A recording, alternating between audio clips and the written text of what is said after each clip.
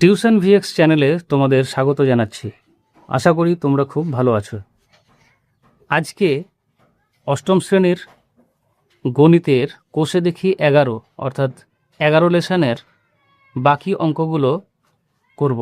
আগে পার্ট 1-এ 3-এর দাগের 1, 3, 4 এই 3টে অঙ্ক করেছিলাম, আর 4-এর দাগের 1, 2 এই অঙ্ক দুটো করেছিলাম। আজকে হবে সেকেন্ড পার্ট 2।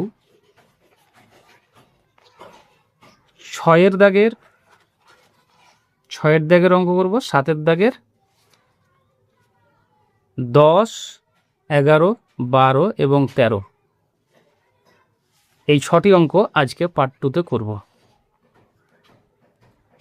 মন দিয়ে দেখো, ধরে ধরে আমি বোঝানোর চেষ্টা করব। তোমরা খুব মনোযোগ সহকারে অঙ্কগুলো দেখবে ভালো লাগবে এবং বুঝতে পারবে। তো চলো শুরু করি। দেখো 6-এর অঙ্কটাই কি বলেছে। 6-এর অঙ্কটাই বলছে যে তোমরা বই এবং খাতা কলম নিয়ে বসো, স্ক্রিনশট নেবে, আর যখন আমি অঙ্কটা পড়ব তখন তোমরাও বইয়ে ওই অঙ্কটা মন দিয়ে পড়বে। তো 6-এর অঙ্কটাই কি বলছে, জলে হাইড্রোজেন আর অক্সিজেন 2:1 অনুপাতে আছে। জলের মোট পরিমাণে হাইড্রোজেন ও অক্সিজেন শতকরা কত আছে তা লিখি। এটা হলো প্রশ্ন।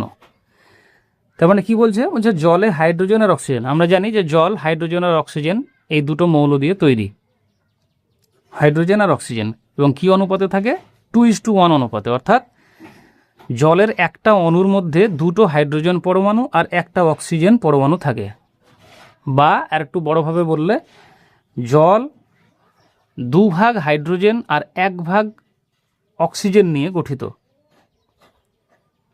তার মানে কি, জলের পরিমাণ যদি আমি ধরি যে 3 অনুপাত বা 3 ভাগ, ধরো যে 3 একক যদি আমি জল নিই, তাহলে 3 একক জলের মধ্যে 2 একক থাকবে হাইড্রোজেন আর 1 একক থাকবে অক্সিজেন।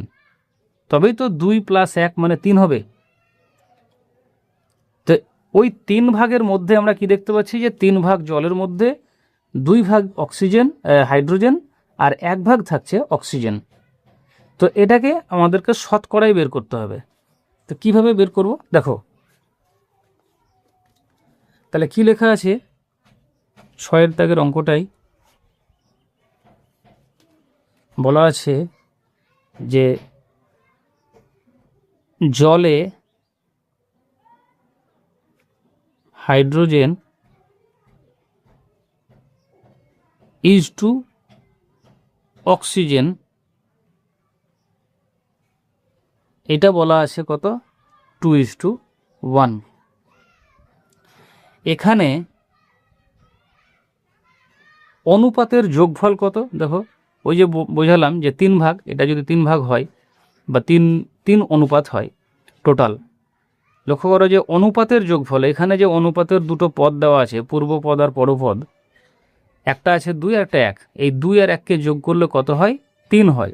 তাহলে এখানে আনুপাতিক যোগফল, এখানে আনুপাতিক সমষ্টি বা যোগফল সমান হচ্ছে 2 + 1 মানে হচ্ছে 3। অর্থাৎ বুঝতে পারছি যে 3 ভাগের মধ্যে 2 ভাগ আছে তোমার হাইড্রোজেন আর 1 ভাগ আছে অক্সিজেন। অতএব হাইড্রোজেনের আনুপাতিক ভাগহার, অতএব হাইড্রোজেনের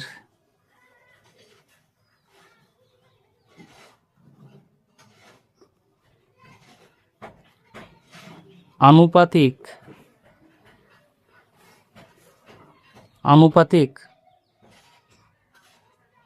ভাগহার সমান হলো 2/3। মানে কত, 3-এর মধ্যে 2। সবসময় মাথায় রাখবে যে কতর মধ্যে কত, কততে কত, এই জিনিসটা ভগ্নাংশ এভাবে লিখতে হয়। মোট পরিমাণটা সবসময় তলায় থাকে, আর পার্ট যে অংশটা সেটা সবসময় উপরে থাকে। যেমন পরীক্ষায় তুমি দেখা গেল যে 100-র মধ্যে তুমি 90 পেয়েছো, তাহলে 100তে যদি 90 পাও 100তে যদি তুমি 90 পাও তাহলে আমরা কিভাবে লিখি, 90টাকে উপরে লিখি আর 100 তলায় লিখি, এভাবে লিখতে হয়। তো তেমনি টোটাল জল হচ্ছে 3, তার মধ্যে হাইড্রোজেন হচ্ছে 2, এটাকে বলা হয় আনুপাতিক ভাগহার। তাহলে হাইড্রোজেনের আনুপাতিক ভাগহার হচ্ছে 2/3, অর্থাৎ অর্থাৎ অর্থাৎ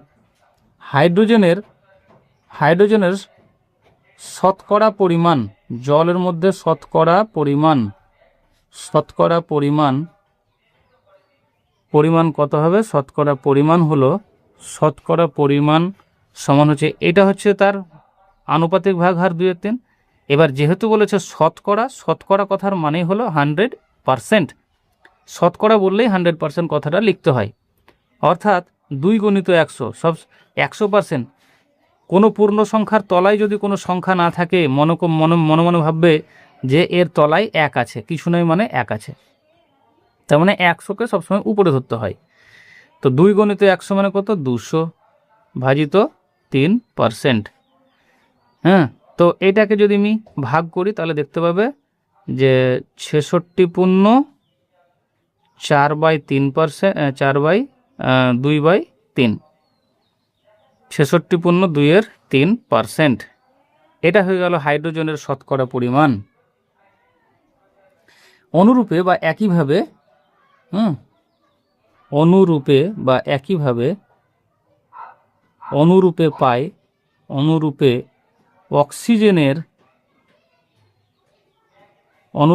অক্সিজেনের শতকরা পরিমাণ হবে। দেখো, আর এই কথাটা লিখতে গেলাম না, কারণ অনুরূপে লিখেছি আমি, অর্থাৎ হাইড্রোজেনের আনুপাতিক ভাগহার যদি 2/3 হয়, তেমনি অক্সিজেনের আনুপাতিক ভাগহার হবে 1/3। তাহলে অক্সিজেনের শতকরা পরিমাণ হবে কত, শতকরা পরিমাণ সমান, দেখো অক্সিজেনের আনুপাতিক ভাগহার কত হবে, 1/3। এটা ছিল হাইড্রোজেন ছিল 2/3, অক্সিজেন হবে 1/3। তাহলে 1/3কে আমি 100 দিয়ে গুণ করব, তারপরে পার্সেন্ট লিখব, 100%, অর্থাৎ 100/3, 3 দিয়ে 100কে ভাগ করলে কত হবে, 33 পূর্ণ 3 33 99, 33 পূর্ণ 1/3%। So this is answer. এটার একটা স্ক্রিনশট নিয়ে নাও। দেখো, পরবর্তী অঙ্ক 7 দাগের অঙ্কটা তোমরা বইয়ে পড়ো, আমার সাথে সাথে তোমরাও পড়ো, ধীরে ধীরে পড়ো এবং বোঝার চেষ্টা করো অঙ্কটাতে কি বলছে আর কি চাইছে। মনোযোগ দিয়ে অঙ্কটা পড়ো। কি বলছে, হৃদয়পুরের একটি কারখানায় আগে দৈনিক মানে পার ডে এক দিনে 1500টি বোতল তৈরি হতো। তাহলে একটা কারখানাতে আগে 1500টা বা 1500টি বোতল তৈরি হতো, এখন তৈরি হয় দৈনিক 1695টি। মানে বুঝতে পারছো, বেড়েছে, পার ডে বোতল তৈরির পরিমাণটা, সংখ্যাটা বেড়েছে। 1500 ছিল, বেড়েছে কত, 1695। স্পষ্ট বোঝা যাচ্ছে যে 195টা বোতল বেশি তৈরি হচ্ছে এখন পার ডে। ওই কাঁচের কারখানায় উৎপাদন শতকরা কত বৃদ্ধি পেয়েছে হিসাব করে লিখি। ওই কারখানায় উৎপাদন শতকরা কত বৃদ্ধি পেয়েছে। তাহলে 7 দাগের অঙ্কটাই কি বলছে, যে তাহলে এখানে লিখবো যে প্রাথমিক বোতল তৈরির বা বোতল উৎপাদনের সংখ্যা সমান 1500 পার ডে, প্রতিদিন 1500টা করে বোতল তৈরি হতো। এবং এখন বোতল উৎপাদনের সংখ্যা কত, 1695টি। এটাও কিন্তু পার ডে, প্রতিদিন। অতএব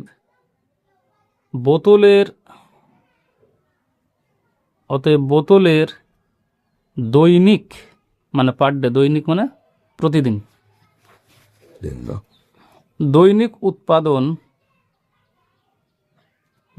উৎপাদন বৃদ্ধি পেয়েছে কতটা বৃদ্ধি পেয়েছে তোমার 1695টা এখন হচ্ছে, আগে হতো 1500টা। তাহলে 1695 থেকে যদি আমি 1500 বাদ দিয়ে দিই তাহলে যেটা সংখ্যা হচ্ছে কত 195। তাহলে এখন 195টি বৃদ্ধি পেয়েছে দৈনিক উৎপাদন, মানে প্রত্যেক দিন 195টা করে বেশি বোতল তৈরি হচ্ছে। এখন বলছে তাহলে শতকরা কত বেড়েছে। অতএব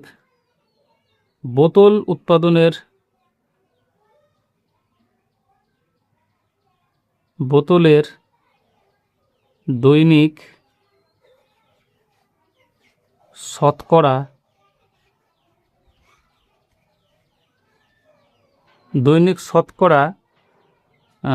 উৎপাদন বৃদ্ধি, শতকরা উৎপাদন বৃদ্ধি, আচ্ছা শতকরা কথাটা এখানে লেখার দরকার নেই, কারণ পার্সেন্টেজ দেবো। বোতলের দৈনিক উৎপাদন বৃদ্ধি সমান 195টা বেড়েছে কততে, 1500তে। কততে কত পার্সেন্টেজ বা শতকরা নির্ণয়ের এটা একটা ট্রিকি একটা কথা বলতে পারো। কততে কত বা কতর মধ্যে কত, মোট কত ছিল, মানে কত ছিল আর কত বাড়লো। তাহলে ছিল কত 1500, দেখো ছিল কত 1500, হয়েছে কত 1695, তাহলে বেড়েছে কত 195। তাহলে ছিল কত 1500, কত বেড়েছে 195। তাহলে 1500তে 195, তাহলে 100-র মধ্যে কত বেড়েছে, 100-র মধ্যে কত বেড়েছে, দিস ইজ পার্সেন্টেজ। দেখো দুটো শূন্য কাটো, আর 15 দিয়ে যদি আমি একে কাটি তাহলে 15 এককে 15, 4 5 45, মানে হচ্ছে 3 15 45, তাহলে 13%। This is 13%। কী চেয়েছে এখানে, শতকরা কত বৃদ্ধি পেয়েছে, তাহলে শতকরা বৃদ্ধি পেয়েছে 13, অ্যান্সার থাকবে 13। হ্যাঁ, বা বোতলের উৎপাদন বৃদ্ধি পেয়েছে, দৈনিক উৎপাদন বৃদ্ধি পেয়েছে 13%। This is answer. বুঝতে পেরেছ? চলো পরবর্তী অঙ্কটা দেখো। দেখো 10-এর অঙ্কটাই বলছে যে একটি বর্গক্ষেত্রের প্রত্যেকটি বাহুর দৈর্ঘ্যকে যদি 10% বাড়াই, প্রত্যেকটা বাহুর দৈর্ঘ্যকে 10% বাড়ালাম, মানে 10% বাড়লো, 100-তে 10 বাড়লো, তাহলে ওই বর্গক্ষেত্রের ক্ষেত্রফল শতকরা কত বাড়লো সেটা ত্রৈরাশিক পদ্ধতিতে হিসাব করতে বলেছে। তাহলে অঙ্কটা কি বলছে, একটি বর্গক্ষেত্রের প্রতিটি বাহুর দৈর্ঘ্য 10% বাড়ালাম, ওই বর্গক্ষেত্রের ক্ষেত্রফল শতকরা কত বাড়লো ত্রৈরাশিক পদ্ধতিতে হিসাব করে লিখি। দেখো অঙ্কটা ভালোভাবে পড়তে হবে, অঙ্ক পড়ার মধ্যে এবং অঙ্কটার মানে ভাষা বোঝার মধ্যেই অঙ্কটার কিন্তু উত্তর লুকিয়ে আছে। দেখো এই অঙ্কটাই বলছে কি, 10-এর দাগের অঙ্কটাই বলছে একটা বর্গক্ষেত্র। বর্গক্ষেত্র কাকে বলে, বর্গক্ষেত্র মানে হচ্ছে যে চতুর্ভুজের 4টি বাহুই সমান এবং একটা কোণ 90 ডিগ্রি অবশ্যই, তাকে বর্গক্ষেত্র বলে। মানে মুখ্য বিষয় হচ্ছে বর্গক্ষেত্রের 4টি বাহুই সমান হয়। আর বর্গক্ষেত্রের ক্ষেত্রফল কি, আচ্ছা এই কথাটা লিখে রাখতে হবে এখানে, যে বর্গক্ষেত্রের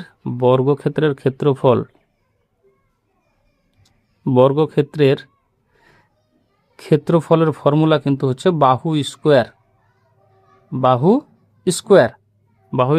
বর্গ একক, ক্ষেত্রফলের একক সবসময় বর্গ একক লিখতে হয়, বর্গ একক।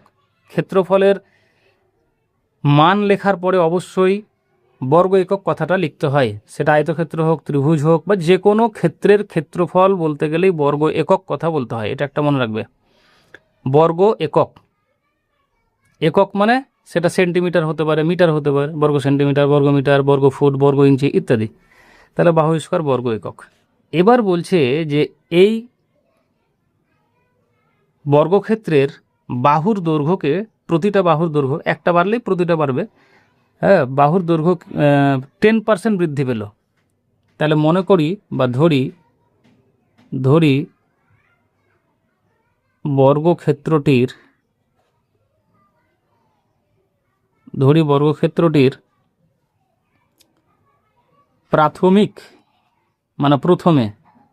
প্রাথমিক বাহুর দৈর্ঘ্য সমান হচ্ছে 100 একক। মনে করো যে 100 একক ছিল, অর্থাৎ অর্থাৎ বর্গক্ষেত্রটির প্রাথমিক ক্ষেত্রফল তাহলে কত ছিল? প্রাথমিক ক্ষেত্রফল ছিল তোমার, এই যে বললাম ক্ষেত্রফল মানে বাহু স্কোয়ার, তাহলে 100 স্কোয়ার, 100 স্কোয়ার বর্গ একক, তাই না? 100 স্কোয়ার মানে একের পিঠে দেখো দুটো শূন্য ছিল, তার স্কোয়ার মানে 4টে শূন্য হবে, 1 2 3 4 মানে 10,000 বর্গ একক। এবারে কি বলছে যে এই বাহুর দৈর্ঘ্যটা বলছে 10% বেড়েছে, 100-তে 10 বেড়েছে, তো 100-তে যদি 10 বাড়ে তাহলে কত হবে? 110 হবে। 100টা বেড়ে যদি 10, 100-র উপরে যদি 10 বাড়ে তাহলে 110 হবে। এবং অন্তিম বাহুর দৈর্ঘ্য এবং অন্তিম বর্গক্ষেত্রটির প্রাথমিক বাহুর দৈর্ঘ্য যদি 100 একক হয় তাহলে অন্তিম বাহুর দৈর্ঘ্য মানে দ্বিতীয় ক্ষেত্রে বাহুর দৈর্ঘ্য সমান হচ্ছে তোমার কত? 100 যুক্ত 10 মিলে হচ্ছে তোমার 110 একক। অতএব অন্তিম ক্ষেত্রফল কত হবে? বর্গক্ষেত্রটার অন্তিম ক্ষেত্রফল সমান হচ্ছে 110-এর স্কোয়ার বর্গ একক। এবার 110-এর স্কোয়ার মানে কি? তোমরা জানো যে 11-র স্কোয়ার হয় কত? 121। 11-র স্কোয়ার হচ্ছে কত? 121। আর একটা শূন্য বর্গ করলে দুটো শূন্য হয়ে যাবে, তাহলে 121-এর পিঠে দুটো শূন্য হলো, তার মানে 12,100 বর্গ একক। আচ্ছা, তাহলে কি বুঝতে পারলে? ছিল 10,000 বর্গ একক ক্ষেত্রফল, হয়ে গেল 12,100 একক, 100 বর্গ একক ক্ষেত্রফল। তাহলে কত বাড়লো? অতএব ক্ষেত্রফল বৃদ্ধি পেয়েছে বা ক্ষেত্রফল বাড়লো, ক্ষেত্রফল বাড়লো 12,100 মাইনাস 10,000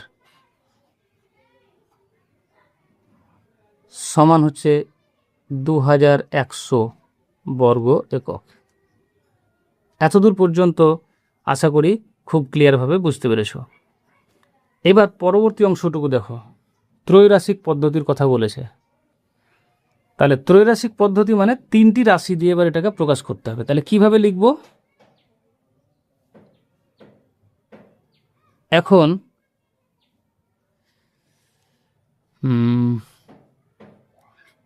ত্রৈরাশিক পদ্ধতিতে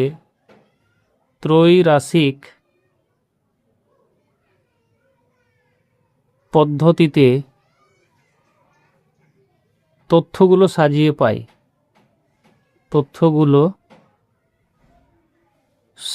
পাই, ত্রৈরাশিক পদ্ধতিতে যদি তথ্যগুলোকে সাজাই তাহলে সাজিয়ে কি পাবো? সাজিয়ে পাই। আমার হাতের লেখা অত ভালো নয়, তোমরা একটু ভালোভাবে দেখবে, তারপরে সেটা নিজে সুন্দর করে লিখবে। ত্রৈরাশিক পদ্ধতিতে তথ্যগুলোকে সাজিয়ে কি পাই? দেখো, ছিল কত অর্থাৎ প্রাথমিক ক্ষেত্রফল,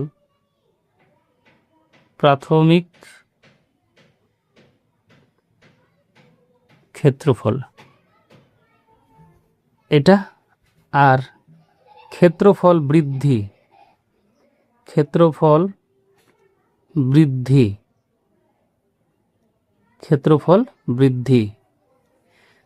প্রাথমিক ক্ষেত্রফল আর ক্ষেত্রফল বৃদ্ধি, এই দুটো কথা। মানে প্রথমে ক্ষেত্রফল কত ছিল? 10,000 বর্গ একক, আর বাড়লো কত?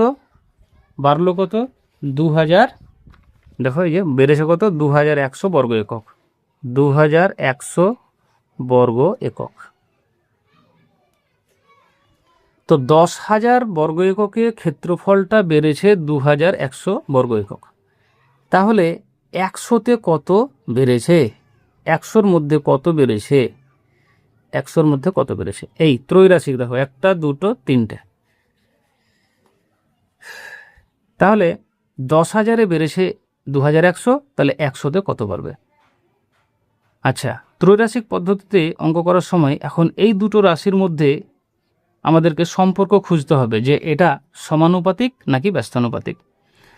এটা খুব স্বাভাবিক যে ক্ষেত্রফল, বেশি ক্ষেত্রফলে মানে ক্ষেত্রফল, দেখো 10,000-এ যদি ক্ষেত্রফল 2100 বাড়ে তাহলে 100-তে কত বাড়বে? স্পষ্ট বোঝা যাচ্ছে যে 10,000-এর মধ্যে যদি 2100 হয় তাহলে 100-র মধ্যে নিশ্চয়ই অত হবে না, কমবে। ক্ষেত্রফলটা দেখো কমে যাচ্ছে, 10,000 ছিল সেটা 100-তে নেমে আসছে। তাহলে 10,000 ক্ষেত্রফল ছিল সেটা থেকে কমে 100 আসছে, তাহলে বৃদ্ধির পরিমাণটাও 2100 থেকে নিশ্চয়ই কম হবে। তাহলে এটা কমলে এটাও কমছে। তাহলে আমরা কি জানি, যখন দুটো রাশি, একটা রাশি বৃদ্ধি পেলে অন্য রাশিটা বাড়ে বা একটা রাশি কমলে অন্যটাও কমে, তখন এই ধরনের সম্পর্ককে সমানুপাতিক সম্পর্ক বলে। তাহলে এটা একটা সমানুপাতিক সম্পর্ক। আর সমানুপাতিক সম্পর্কের ক্ষেত্রে আমি বলি যে যেখানে আমি এক্স চিহ্ন বা জিজ্ঞাসা চিহ্ন দেওয়া আছে সেইখান থেকে শুরু করে তীর চিহ্নটাকে বা অ্যারোটাকে উপরের দিকে দেবে, আর এই ক্ষেত্রেও উপর দিকে দেবে। সমানুপাতিকের বেলায় তীর চিহ্ন দুটোকেই উপরে দেবে। যদি ব্যস্তানুপাতিক হতো তাহলে এটাকে আমি সবসময় উপরে রাখতাম, এটাকে নিচে দিয়ে দিতাম। ব্যস্তানুপাতিক মানে পরস্পরের বিপরীত বা উল্টো, একটা কমলে একটা বাড়বে বা একটা বাড়লে একটা কমবে। এক্ষেত্রে দুটোই বেড়েছে, দুটোই কমেছে বা দুটোই বেড়েছে। সমানুপাতিক মানে দুটোই কমা বা দুটোই বাড়া, একটা বাড়লে অন্যটা বাড়বে, একটা কমলে অন্যটা কমবে। তীর চিহ্নটা সবসময় যেখানে আমি এক্স কথাটা লিখছি সেখান থেকে স্টার্ট করে উপরের দিকে দেবো। কেন সেটা অঙ্কটাতে বুঝতে পারবে এবার। এখানে তীর চিহ্নটা উপরের দিকে দিলাম, এটাও উপরের দিকে দিলাম, কেন না দুটোই হচ্ছে সমানুপাতিক, একসাথে বাড়া কমা হবে। অতএব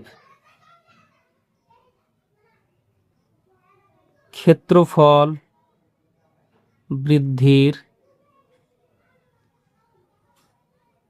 শতকরা পরিমাণ, শতকরা কেন বলছি, এই যে দেখো এখানে 100 দিয়ে দিয়েছি, তাহলে ক্ষেত্রফল বৃদ্ধির শতকরা পরিমাণ সমান ক্ষেত্রফল বৃদ্ধির শতকরা পরিমাণ। আমি এখানে এই যে 100-র বেলায় এক্স লিখেছি, তুমি এখানে এক্স কথাটা লিখতে পারো। তাহলে এক্স সমান যেখান থেকে স্টার্ট করছি, দেখো এখানে একটু ক্লিয়ার হয়ে আরেকবার বলি, যেখান থেকে স্টার্ট করছি, কোথা থেকে স্টার্ট করছি, এক্স থেকে, তাহলে এক্স কথাটাকে লিখব, দিয়ে কোথায় গিয়ে শেষ হচ্ছে 2100, তাহলে 2100 লিখব। সমানুপাতিকের বেলায় এটা হবে সমান, এখানে শুরু হচ্ছে কোথায়, 100 দিয়ে, এই যে দেখো এখান থেকে শুরু হয়ে এখানে শেষ হচ্ছে, তাহলে 100 দিয়ে শুরু হচ্ছে, তাহলে যেটা দিয়ে শুরু হবে সেটাকে উপরে, যেখানে শেষ হচ্ছে সেটা নিচে, তাহলে 10,000। বা এবার এক্সের ভ্যালু বার করতে হবে। এক্স মানে হচ্ছে এক্সটাকে রাখবো 2100টা এইদিকে উপরে চলে যাবে বজ্রগুণনের নিয়ম অনুসারে। তাহলে এই পাশে কত আছে, 100/10,000, আর এই 2100টা উপরে চলে গেল গুণ হয়ে। দেখো এখানে দুটো শূন্য, এখানে দুটো শূন্য, এখানে দুটো শূন্য, এখানে দুটো শূন্য কেটে গেল, তাহলে 21। তাহলে ক্ষেত্রফল বৃদ্ধির শতকরা পরিমাণ কত পেলাম, 21, বা অন্যভাবে বলতে গেলে 21% শতকরা বৃদ্ধি, ক্ষেত্রফল বৃদ্ধি পাবে। অতএব নির্ণেয় কি বলেছে এখানে, বর্গক্ষেত্রের ক্ষেত্রফল শতকরা কত বাড়লো। অতএব নির্ণেয় ক্ষেত্রফল বৃদ্ধি, নির্ণেয় শতকরা ক্ষেত্রফল বৃদ্ধি সমান 21, শতকরা হলে 21, আর যদি শতকরা না লিখি তাহলে ক্ষেত্রফল বৃদ্ধি 21% কথাটা লিখবো। তাহলে শতকরা ক্ষেত্রফল বৃদ্ধি 21, দিস ইজ অ্যান্সার। এটা স্ক্রিনশট নিয়ে নাও। দেখো পরবর্তী অঙ্ক, 11 দাগের অঙ্কটা সবাই বইয়ে ভালোভাবে পড়ো। কি বলছে, সময় মতো বিদ্যুতের বিল জমা দিলে 15% ছাড় পাওয়া যায়। তাহলে সময় মতো বিল দিয়ে আমার কাকিমা 54 টাকা ছাড় পেলেন, বিদ্যুৎ বিলের পরিমাণ কত ছিল হিসাব করে লিখি। তাহলে ধরি বিদ্যুৎ বিলের পরিমাণ, ধরি বিদ্যুৎ বিলের পরিমাণ সমান এক্স টাকা। মনে করো ওর এক্স টাকা বিল এসেছে বাড়িতে। আমাদের প্রত্যেকের বাড়িতে বিদ্যুৎ বিল আসে 2000 টাকা, 1000 টাকা, যার যেমন বিল আসে। তো কত বিল এসেছে জানি না, সেটা নির্ণয় করতে হবে। তো ধরলাম যে বিদ্যুৎ বিলের পরিমাণ হলো এক্স টাকা।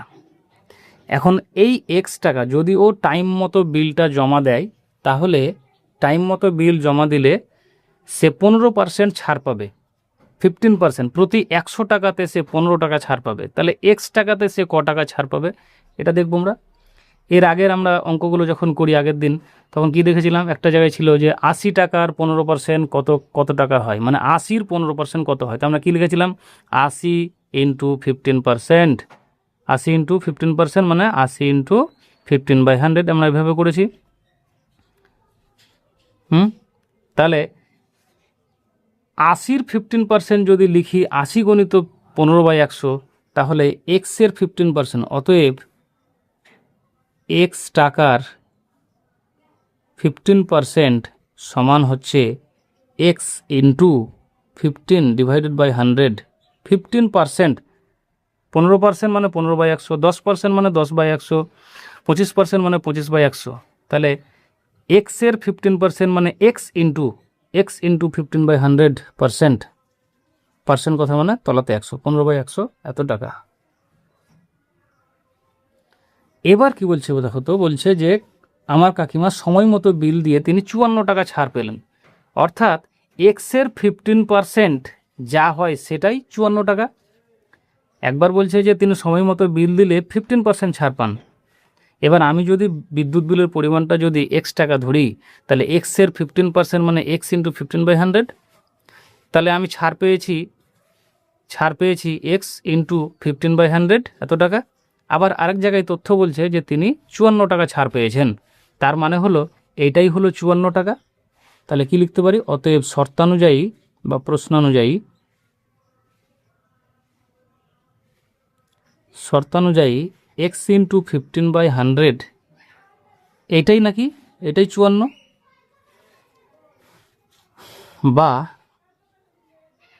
বা এক্স ইকুয়াল টু, এক্সের ভ্যালু বার করতে হলে কী হতে হয়, এক্সটাকে রাখতে হয় আর এই পদটাকে ওই পাশে পাঠাতে হয়।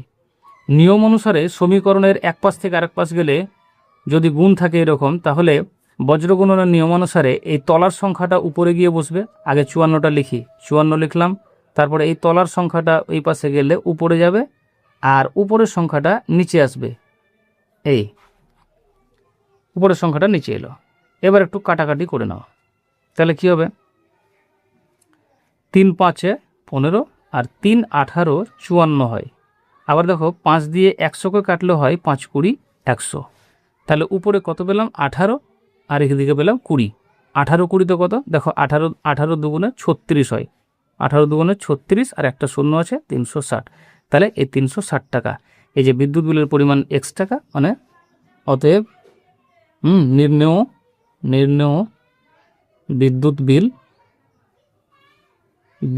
বিল সমান 360 টাকা। So this is answer. দেখো পরবর্তী অঙ্কটা দেখো 12 দাগের অঙ্কটা কি বলছে, চিনির মূল্য 20% বেড়ে গেছে। চিনির মূল্য দাম 20% বেড়ে গেছে, মানে 100 টাকাতে 20 টাকা বেড়ে গেছে। মানে আগে যে চিনিটা আমি 100 টাকায় কিনতাম, সেটা এখন আমাকে 120 টাকা দিয়ে কিনতে হবে। কিন্তু আমার কাছে তো 100 টাকাই আছে, আমার ক্ষমতা 100 টাকা। তাহলে ক্ষমতা যখন 100 টাকা, তাহলে আমাকে চিনি কম কিনতে হবে, তাই না? সিম্পল। তো এখানে বলছে যে চিনির মাসিক খরচ অপরিবর্তিত রাখতে চিনির মাসিক ব্যবহারের পরিমাণ শতকরা কত কম করতে হবে, এটা হচ্ছে প্রশ্ন। তাহলে চিনির মাসিক খরচ অপরিবর্তিত রাখতে চিনির মাসিক ব্যবহার শতকরা কত কম করতে হবে। তাহলে লক্ষ্য করো, 100 টাকার চিনির বর্তমান মূল্য কত হচ্ছে? 20 টাকা বেড়েছে, বর্তমান মূল্য হচ্ছে 120 টাকা, তাই না? 120 টাকা। এখন এই যে 120 টাকা হয়ে গেছে চিনিটার দাম, কিন্তু আমার হাতে 100 টাকায় আছে, অর্থাৎ আমি এই 120 টাকার চিনি দাম হলেও আমি কিন্তু 100 টাকারই চিনি কিনব। অর্থাৎ 120 টাকার চিনিতে আমাকে খরচ কমাতে হবে 20 টাকার। 20 টাকার চিনি কম কিনবো। 120 টাকার চিনির দাম হলে আমি 20 টাকার চিনি কম কিনবো, তবে তো আমার 100 টাকাতে হবে কেনাটা। চিনির দাম 120 টাকা, কিন্তু আমি চিনি কিনবো 100 টাকার, অর্থাৎ আমাকে 20 টাকার চিনি কম কিনতে হবে। বুঝতে পারছো? চিনির দাম 120 টাকা, আমার হাতে আছে 100 টাকা, তার মানে চিনির দাম 120 টাকা হলেও আমাকে চিনি কিন্তু কিনতে হবে 100 টাকার, তার মানে 20 টাকার চিনি কম কিনতে হবে, তবেই তো আমার খরচের সাথে ম্যাচ করবে। তাহলে কি পেলাম এখানে? অতএব 120 টাকা 120 টাকা চিনির মূল্য হলে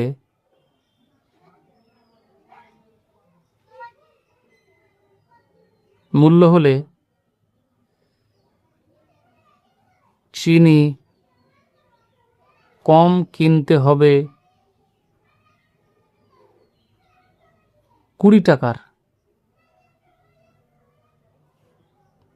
আচ্ছা, এখানে একটা কথা লিখতে হবে যে চিনির মাসিক খরচ অপরিবর্তিত রাখতে, চিনির মাসিক খরচ অপরিবর্তিত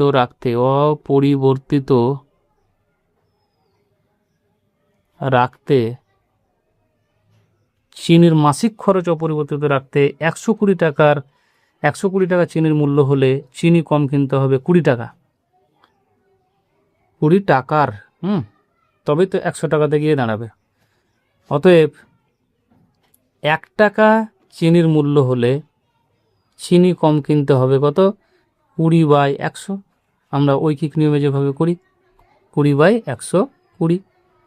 120 টাকার চিনির মূল্য হলে চিনি কম কিনতে হচ্ছে 20 টাকার। তাহলে 1 টাকার যদি চিনির মূল্য হয়, তাহলে কম কিনতে হবে কত? 20/100। দেখো এটা কমে গেছে, তাই এটাও কমবে, সেই জন্য কমলে ভাগ, তাহলে 20/120। অতএব আমাকে জানতে চেয়েছে যে 100তে কত, শতকরা কত জানতে চেয়েছে। অতএব 100 টাকা চিনির মূল্য হলে, মানে 100 টাকার চিনিটার মূল্য হলে আমাকে শতকরা চিনির ব্যবহার কমাতে হবে কত? 20/120 ইন্টু 100। দেখো 1 থেকে বেড়ে 100 হয়ে গেছে, আর বাড়লে ঐকিক নিয়মের নিয়ম, কমেছে বলে এখানে 20কে ভাগ করেছি 120 দিয়ে, যেটা কমছে সেটা দিয়ে ভাগ, তবে তো রেজাল্টটা কম হবে। ছিল 20, 1 টাকার ক্ষেত্রে কম হবে, সেই জন্য ভাগ করেছি 20/120। 1 থেকে আবার 100 হয়ে গেল, মানে বেড়ে গেলে গুণ হয়, সেই জন্য গুণ করেছি এত টাকা। এবার কাটাকাটিটা করে নাও।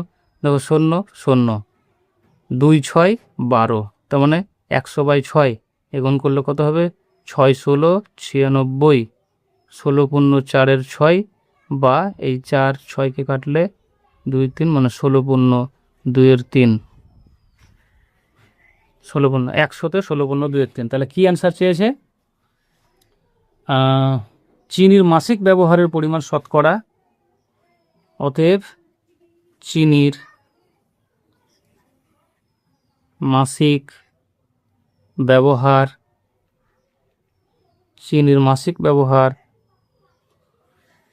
কম করতে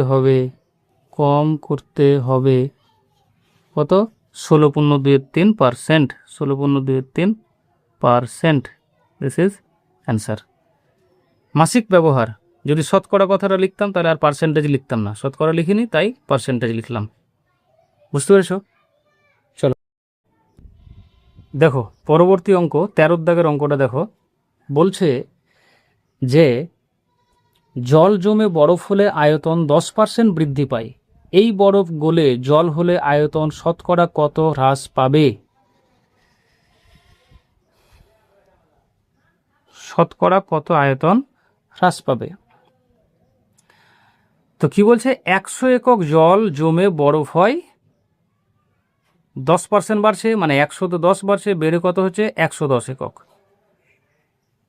তার মানে কি দাঁড়ালো, তার মানে হলো যে 100 একক জল জমে বরফ যদি 110 হয়, তাহলে ওই 110 বরফটা গললে পুনরায় 100 একক জল তৈরি হবে, 100 আয়তন, তাই না?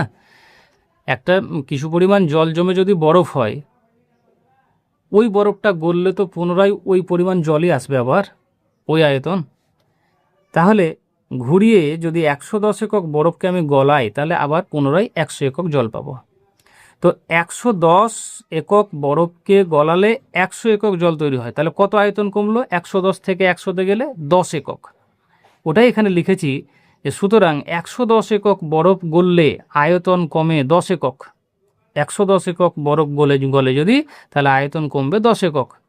তাহলে 1 একক বরফ গললে আয়তন কমবে 10/110 একক। তাহলে 100 একক বরফ যদি গলে, তাহলে আয়তন কতটা কমবে, আয়তন কমবে, দেখো 110-এ 10, তাহলে 1 হবে 10/110। তাহলে 110 একক বরফ গললে আয়তন কমছে 10 একক। 1 একক বরফ গললে আয়তন কত কমবে, 10/110। কারণ 110 থেকে নেমে এলো 1-এ, কমে যাচ্ছে বরফের আয়তন কমছে, তাহলে এটাও কমবে। আবার দেখো এখানে 1 থেকে 100 হলো, এটা বৃদ্ধি পাচ্ছে, তাহলে এই দিকটাও বৃদ্ধি পাবে, তাই না? 1 থেকে বরফের আয়তন যদি 100 হয়, তাহলে এদিকেও কমার পরিমাণটা কিছুটা বাড়বে। তাহলে কত হচ্ছে, এখানে আছে 10/110, এদিক থেকে 100 বৃদ্ধি পেলে 100 গুণ হবে। তাহলে কাটাকাটি করলে কত হয়, এই 10 ক্যান্সেল, তাহলে 100/11, 100/11 গুণ করলে কত হবে, 9-11, 99, 9×1=11। তো কি উত্তর চেয়েছে, উত্তর চেয়েছে যে আয়তন শতকরা কত হ্রাস পাবে বরফ গলে জল হলে। অতএব বরফ গলে জল হলে, দেখো 100 একক বরফ যদি গলে, তাহলে তার আয়তন কমবে কত, 9×1=11, শতকরায় 9×1=11। তাহলে বরফ গলে জল হলে আয়তন কমবে, আয়তন শতকরা কমবে 9×1=11, বা শতকরা না লিখলে কি লিখবো, আয়তন কমবে 9×1=11%। This is answer. বইতে 9×1=11 থাকতে পারে অ্যান্সার, অথবা 9×1=11%। অ্যান্সার হচ্ছে এটা, ঠিক আছে? এটার স্ক্রিনশট নিয়ে নাও এবং ভালোভাবে প্র্যাকটিস করো। আজকে এত দূরই থাক, নেক্সট ভিডিওতে বাকি অঙ্কগুলো করব। ততক্ষণ এটাকে প্র্যাকটিস করো বেশি বেশি করে। আর আবহাওয়া খারাপের জন্যে হয়তো ভিডিও কোয়ালিটি অতটা ভালো হবে না, বাকি তোমরা একটা ভালোভাবে দেখো আর আমাকে একটু সাপোর্ট করো। ওকে, থ্যাংক ইউ।